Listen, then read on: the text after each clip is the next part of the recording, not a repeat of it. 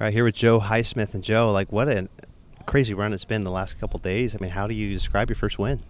Yeah, it's been incredible. I mean, the crazy thing is just getting, the support from all the players out here and getting recognition from all these legends that I've looked up to my whole life. And, was fortunate enough to just talk to Rory and Fax for a little bit. And, I mean, they've been, just so complimentary of what I was able to do. And it really means a lot. And, these are guys that I've looked up to my whole life. So it's pretty special. And then it's been great. I mean, yeah, getting the first win was incredible, and then to even be playing in this field is amazing. And my schedule changes for the year are going to be great. But Well, speaking of schedule, I mean, what a difference a year makes. I remember last year you were one of the last people to get into the Cognizant, and here you are, you go and you win it the next year. So, like, talk about, like, just the playing opportunities, how it's different this year versus last year. Yeah, totally. When you keep your card, you kind of guarantee a nice schedule. And last year there were a lot of events that I wasn't secured in, which was tough, and not necessarily knowing if you're going to play or not. And a lot of rookies that year didn't get into the Cognizant, and to come back this year with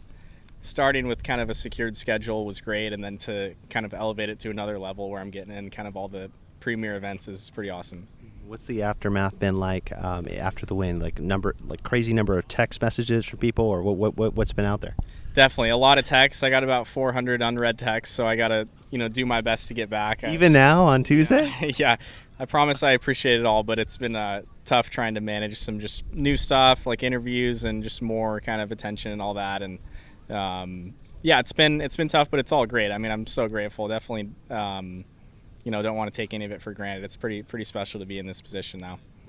What about Fred Couple, somebody you've looked up to for a while, really kind of taking you under his wing? What was kind of his response? Have you talked on the phone with him since then, or conversations? Just a few texts exchanged, but I know he was so pumped. And I mean, I know that he's always kind of tuning in when I'm out there playing or when anybody's playing, but it's pretty special to have kind of that relationship have built over the years. And obviously, since we've met, it was just a lifelong goal of mine to get in the Masters while he was still playing. And I knew that, I mean, hopefully he has a few more years left in him, but so I think he's going to play this year. So it's pretty special to have that kind of all come together and hopefully get out for a nice practice round that week, and it'll be pretty sweet. But Fred's been so great with me throughout, the last handful of years. It's been really, really cool. Just helping like different aspects of the game, or this more mental, or the swing, or how helpful? Yeah, I mean, he's been great. He's super supportive, and he texted me, I think, Saturday night, and I was kind of saying, you got anything for me tomorrow? And he was like, dude, just stay focused on yourself. Like, you got to stay in your own world out there and just, don't pay attention to what other people are doing. Get into your own stuff and kind of just focus on yourself. And, I was able to do that really well on Sunday, so it was pretty cool to have that, words of wisdom coming from a guy like that. Did he mention Augusta in his congratulations text at all, or no? Yeah, I think his first text was something like, congrats, kid, see you Monday at Augusta or something. So pretty special, but yeah. So practice round, are we thinking? What do we think about Monday at Augusta there? Yeah, hopefully we get out for a round around the track. That'd be a pretty incredible experience to go out there with him. And, I mean, just that week's going to be so incredible, but especially to have the connection with Fred there, it's going to be great. What are you looking forward to most about going to Augusta? Have you been in person yet, or?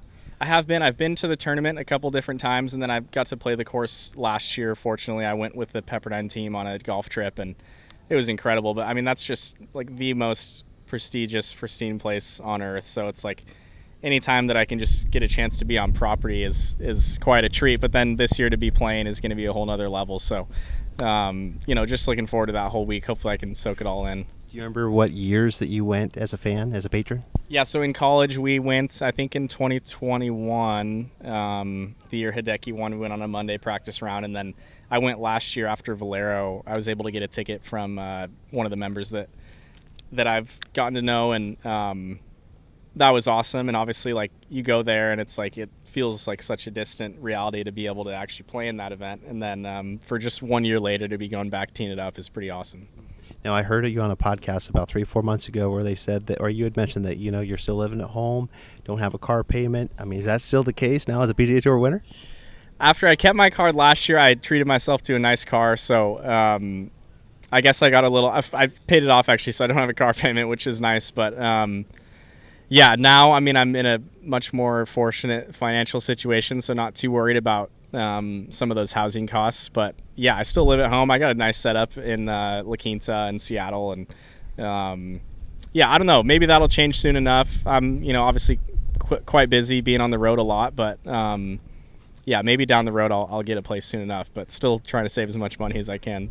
Well, I love it. Well, so if you're still with the parents, like, do you have to cook at least like once every 2 or 3 weeks? I know you travel a lot. Like, what's the expectation? Yeah, for sure. I mean, no, they've been so great with me, and a lot of the time they've been great about just leaving me kind of with the house in the desert. And they obviously, my dad's still working up north, so they spend a lot of time up there. But that winter off season, usually the whole family's down there, which is great.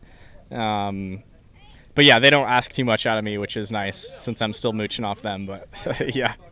Well, good stuff, Joe. Enjoy the Masters, and we'll catch up again soon. Thank you so much.